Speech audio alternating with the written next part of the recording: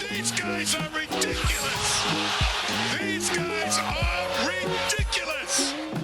Now, how about them damn Celtics? And we are back with another How About Them Celtics video. Sam and I are here recording on Sunday, August 6th, and we're talking free agency. That's what the news is right now. The Celtics have 2 open roster spots. If I had to guess, I think Blake Griffin will probably fill one. That's just I hope so. The way I'm thinking about it. But they did waive Justin Champagnie, meaning they do have the ability to add a player in another standard roster spot. And they do have a 2-way deal, and some of these guys we're going to talk about today could fit into that niche as well. We're talking about players 25 and under, young players the Celtics could A, take a chance on, and B, could potentially grow into large roles with the Celtics. And the thing that sparked this idea was multiple Celtics outlets. I think it was mainly John Corrales of Locked On Podcast, Locked On Celtics, I should say, podcast, friend of the show. I think he's been on our show more than anybody else. We have like 5 guys that could be more than anybody else. I think it's John, though. I think he's up there. Regardless, legend, friend of the podcast. He floated Kevin Knox as a potential option. And I know that's somebody that you picked as one of the 2. We both picked 2 players 25 and under. And I know you also picked Kevin Knox. So I'll share a screen for Real GM. We'll watch some highlights and I'll let you explain your reasoning behind why you think Kevin Knox could be a fit. But we're gonna have 2 players each. I picked 2 players. Sam picked 2 players. These are both they're all young project players for the Celtics to take a chance on 25 and under for one of their final roster spots. But yeah, here you go. Kevin Knox, Real GM, is up. 23 years old, 6'7", spent this past season with the Portland Trailblazers and Detroit Pistons. He was a part of a trade. I forget the exact specifics of the deal that sent him there. But was that the Wiseman 4-teamer? Yes, because Gary Payton went to yes. Okay. But he played all right during his time with both teams. On the season as a whole, he averaged 7 points, almost 3 rebounds, and shot 46% from the field and 35% from deep. What do you see that makes you think, okay, yeah, maybe he could be a fit on the Celtics? His size, his body type. I think it's never a bad idea to have too many wings, especially with the Celtics, who have quite literally never seemed to have a guy to come off the bench and back up either Jason Tatum or Jaylen Brown. Yes. Having somebody like Knox isn't going to be a Celtics seismic shift where they're cemented as title favorites. Mm-hmm. But it could be something that down the line helps them out. I feel like if Kevin Knox was to join the Celtics, he would have a really good opportunity to grow as a player, not necessarily because of minutes, but because of the guys who would be playing against in practice every day, and also guys he would be probably working out with at practice. Jason Tatum is somebody that Kevin Knox was compared to a lot when he came into the league. I believe 2020 or 2019 draft? 2018 draft, the year after Tatum. 2018. So it was right after Tatum had that really big playoff run as a rookie, and everybody was looking for, like, who's the guy going to be this year, and people were pointing at Kevin Knox, probably because he was on the Knicks, and Knicks fans will do anything to have somebody to cheer for. That Fortnite suit, man. The Fortnite suit was terrible. But in all seriousness, back to the practice squaring off against Tatum and Brown every day or learning from them. Kevin Knox has never been in a situation where he's had somebody to learn from like that. He's never had a star wing on his team that he could take notes from, learn drills, whatever it may be. It hasn't happened. Who's he going to learn from? Julius Randle? Oh, dear. Yeah. I mean, the Knicks were terrible those first couple seasons he spent there. Yeah, they weren't great. They were not great. Who's he learned from in Portland? Jeremy Grant? He should. Yeah. Get paid.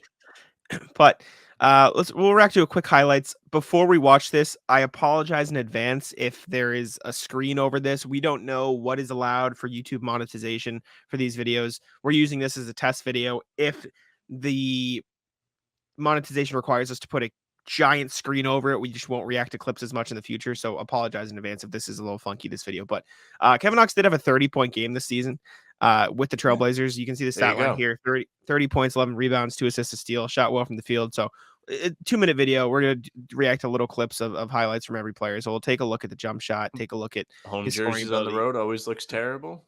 Yeah, it's not great. Mind you, he did this against Kawhi. Kawhi Leonard defending on the other team. He cooked him. That jump shot is weird looking. He fades to the right when he jumps. Like he did it on both of his jumpers so far. That's probably a good sign, right? Oh, look, Trent Watford. Yeah, another guy I wish the Celtics could have gotten. But unfortunately, the Nets did. That's a good pickup for Brooklyn. Oh, he does the little keep his dribble through the paint, pull out. It's little such Steve a weird Nash shot. move. It's such a weird shot for him. What are his splits, Jack? Do you have another? I can look if you don't. No, want I have it. I have it. Do you want in Portland or for the whole season last year? Just overall. Overall, Kevin Knox's career, he has shot 38.5% from the field and 34% from deep. That's good. Those are good numbers. So, yeah, not ideal. You're not really going to find a whole lot of gems right now. In August, he was that much haven't been signed more. yet. No, he was much more efficient this past season. He shot 46% this past season. So that's improvement. He's only 24, and if he if he was to join the Celtics, he would have some good guys to learn from at the very least. I just don't know if you're Kevin Knox, this is a situation you necessarily want to come into and just sit and watch games. If you're Kevin Knox, sign with Washington, sign with Orlando, sign with Detroit. You know what I'm saying? Like, agree. Yeah, go resign with Portland. Go back to Portland. Really? Yeah. Why not? If they want him, but that's another issue. His shot is so high. It gets so high up in the air. They got that's a good thing. In this game too. You know about that. I do. How about the guy in the comments this week that said you can't play? Yeah, right. Give me a break, man. Come on. I'm a shooter. Sam Hauser. But yeah, Kevin Knox, that was your first guy. My first guy is Terry Taylor. I don't know how familiar you are with Terry Taylor, but I couldn't tell you what he looks like. Could not pick him out of a lineup. This is Terry Taylor. He's very weird. He is a 6'5" big. Okay. That can't shoot. Grant Wood. Oh, okay. But good pick, Jack. Thank you. He is a phenomenal rebounder. He's a hustle defender. And he just seems like a guy that the Celtics could develop. And if he, who he sounds a lot like is Justin Champagnie. No. He is a hustle guy. He's a great rebounder, and he plays bigger than his body. Like Justin Champagnie plays like a wing. He plays like a big man. Terry Taylor. He played well in the G League, I believe, and then he got called up. He was on a two-way with the Bulls this past year. They sent him a qualifying offer, but they've since filled all three of their two-way spots in the G League. In 8 games this past season, he averaged 20 points, 11.5 rebounds, and 2 assists. And he actually shot 31% from deep. So he did shoot, like he can shoot threes a little bit. He's just not very consistent at them. So he at least has a little bit of a hint of a jump shot. And so if the Celtics can develop that, I think he'd be a good potential fit. I mean, in 4 G League games with the Fort Wayne Mad Ants or something, I think this is. Yes. He averaged 30 points, 11.5 rebounds, and shot 50% from 3. So dominant. He has shown the ability to shoot them threes in the past. I think he could be an intriguing development option. He's only 23 years old. Yes, he's undersized, but with the hustle, like, and the effort, that's things that I think you should be looking for in project players, because you can develop the rest. If you get somebody who has all the skill in the world but isn't ready to put in the effort, it's pointless, right? You know what I'm saying? Yeah, I think so. There's a real potential to be the next Grant, I guess, if he learns how to shoot threes. Mm-hmm. Depends how well he can defend, but you'd have to imagine he's got a little bit of that if he's playing games and not really being an effective shooter, but still impacting winning in some sort of way, at least in the G League. I mean, 30 points in a game is pretty nuts. It's pretty good. Yeah, he averaged 30 points over a 4-game span. Correct. To go in the G League, so that's great. And he shot a bunch of threes. 4.5 per game, knocked down 50%. Mm-hmm. So 9 out of 18. And his agent followed me on Twitter, I believe. Because get him on the show. I tweeted Terry Taylor should be in the NBA, and that's all it took. But did you just do that? Like just now? No, this was a year ago. Oh. This was a while ago. But Terry Taylor, this is with the Pacers 2 seasons ago. This is where he got the majority of his playing time in the NBA so far. But he had 24 points, 16 rebounds, 3 assists for this Pacers team.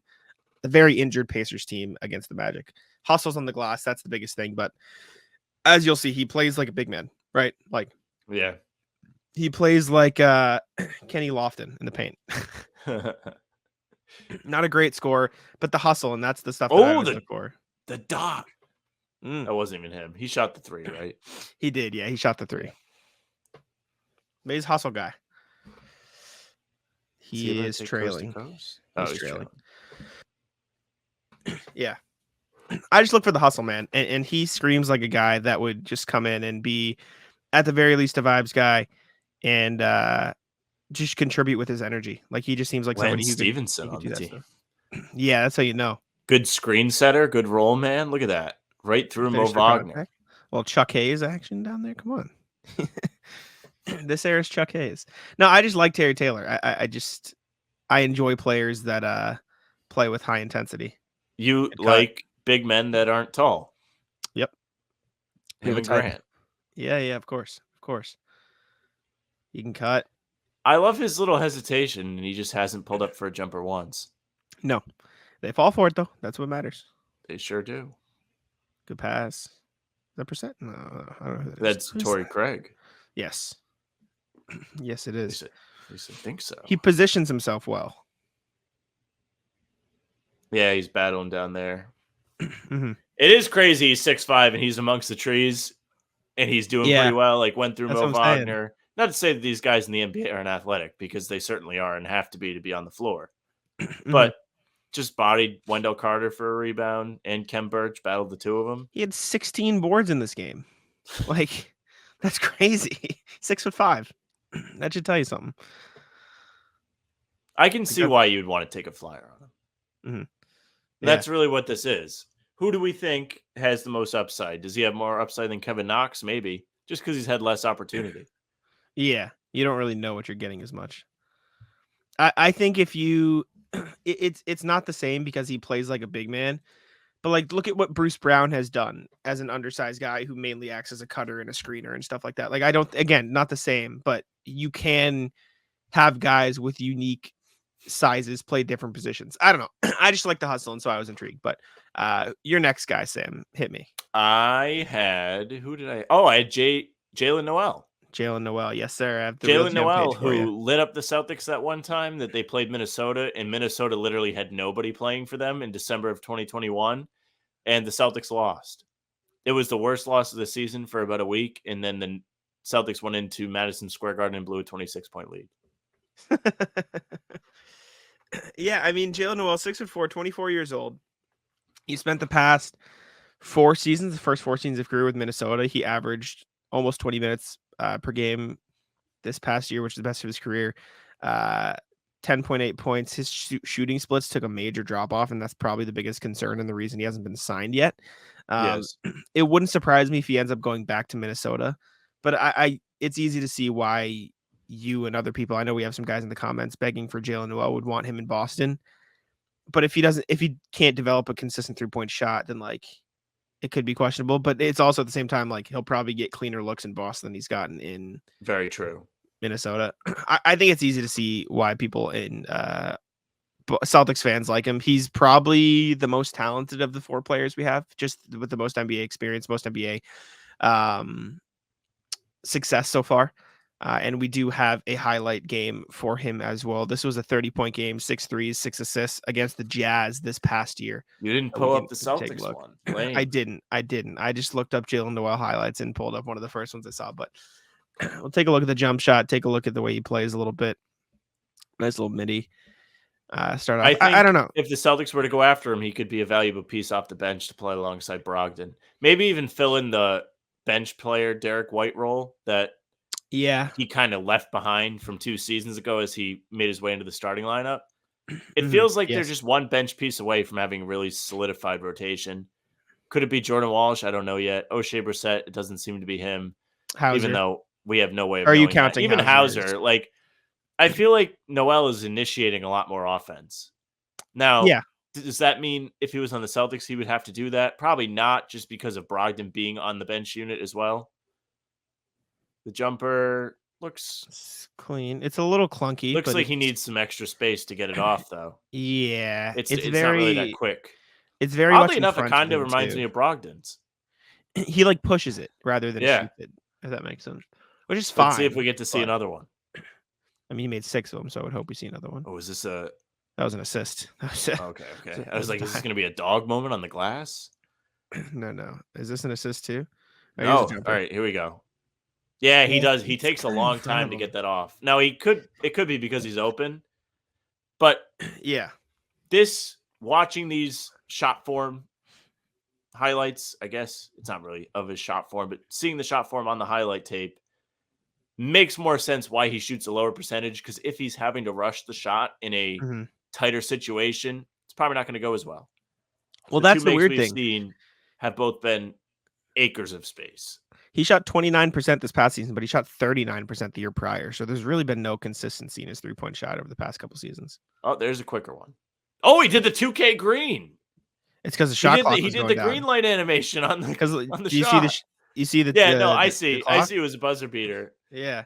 This is fire. This is. I just went back to the park on 2K. Yeah. The amount of time He you looks need good. to be good at a video game is insane. It's truly unfortunate. Especially He's pretty 2K, where you got to put in your time. Yeah, right. Noel's pretty athletic too. Like we haven't seen him much here, but he can get up a little bit. I would be interested in this signing. I don't think it'll happen. I don't necessarily know where he's going to end up. Minnesota could be a place where he goes back to, like you I feel like he mentioned, goes but back. with the Celtics, there's no guarantee for a role. There's no guarantee for him to develop. If you're him, I don't see any reason why he wants to join a team where he's not going to have much opportunity. Yeah, Minnesota feels like there's already a role carved out for him too. Oh, dude, Especially I with feel Kyle. like we're back before the summer league. What do you just mean? watching highlights, be like, this guy rules. Yeah. I love these videos though, because it's so funny. And then like you see them and you're like, okay, yeah, I get it. Like whatever team he winds up on, if they play the Celtics this year, we're gonna think back to this and be like, oh, maybe this is why it took so long for him to get signed. Or we're gonna be like, oh my god, I can't believe nobody signed this guy. He's the best player on the planet. Absolutely. And they are just front running at this point. Yeah. All right. Last guy we have is somebody whose name Sam is probably gonna get mad at me for. Javonte Smart.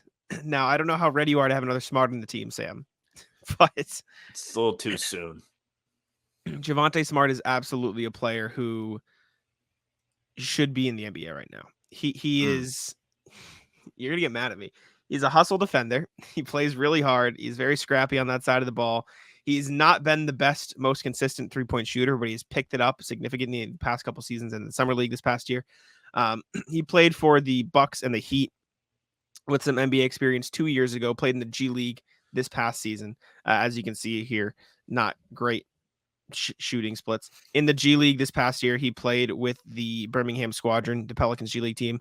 14 points, 43% from the field, 36% from deep, 3-3. And then in the summer league, I believe he played with the Sixers summer league squad. Okay. If I can find it here. And I think he played pretty well. Yeah, the summer league this year. Summer league this year in Vegas, 5 games.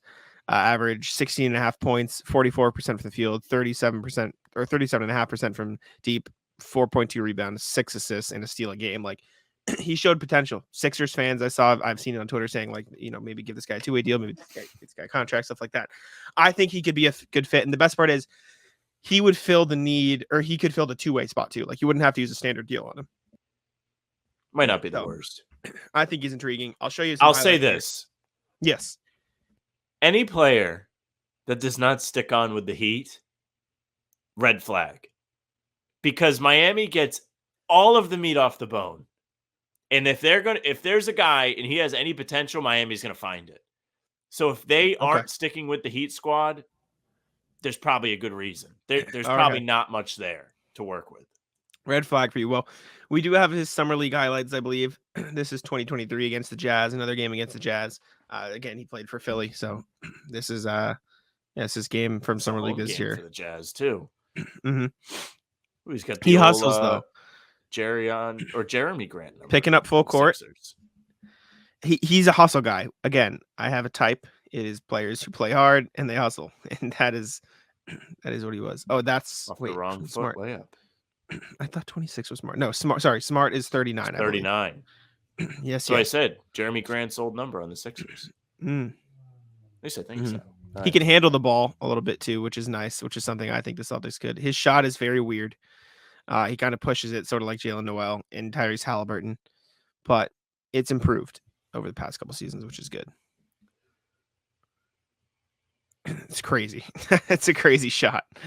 I wish there was defensive highlights. I might have to look for them, but usually highlight tapes are just 3-point shots and buckets. See what I'm seeing? Well, It's a this could Halliburton give three. you another guy to put in there and play defense and then spot up Mhm. for three. Good He was size, improved 6'4". this year in the G League. You saw the stats go He's up. quick. He looks long too. He reminds me That of was Bones. a crazy dunk. That's what he looks like to me. Bones, yeah. I see it. He played at LSU. Yeah, I don't know. You just hustle guys who can pass a little bit. Shots improving. Scrappy on defense.